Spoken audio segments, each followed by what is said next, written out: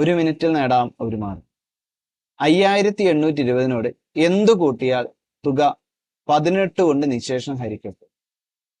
So ഒരു സംഖ്യ 18 കൊണ്ട് നിശേഷം ഹരിക്കാൻ പറ്റുന്നതാണോ എന്ന് അറിയാൻ നമ്മൾ രണ്ട് കാര്യം നോക്കുക. സംഖ്യ ഇരട്ട സംഖ്യയാണോ എന്ന് നോക്കുക. അതേപോലെ 9 കൊണ്ട് നിശേഷം ഹരിക്കാൻ പറ്റുന്നതാണോ എന്ന് കൂടി നോക്കുക.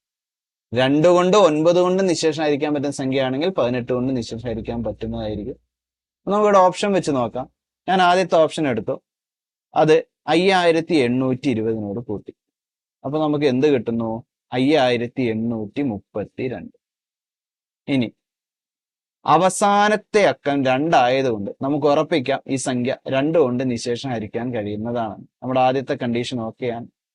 ഇനി ഇത് 9 കൊണ്ട് കൂടി നിശേഷം ഹരിക്കാൻ പറ്റുന്നതാണോ എന്ന് നോക്കണം. അതിന് നമ്മൾ അക്കത്തുക നോക്കണം. അതായത് ഓരോ അക്കങ്ങൾ കൂട്ടണം. 5 8 13, 13 3 16, 16 2 18.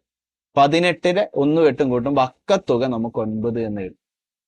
സോ അക്കത്തുക 9 ആണെങ്കിൽ ആ സംഖ്യയെ 9 കൊണ്ടും നിശേഷം ഹരിക്കാൻ കഴിയുന്നതായിരിക്കും. അപ്പൊ 2 കൊണ്ടും നിശേഷം ഹരിക്കാം, 9 കൊണ്ടും നിശേഷം ഹരിക്കാം. അപ്പൊ നമ്മുടെ ഉത്തരം എത്രയാണ്? 12 ആണ്. 12 കൂട്ടുമ്പോഴാണ് 18 കൊണ്ട് നിശേഷം ഹരിക്കാൻ കഴിയുന്ന സംഖ്യയായിട്ട് മാറുന്നത്.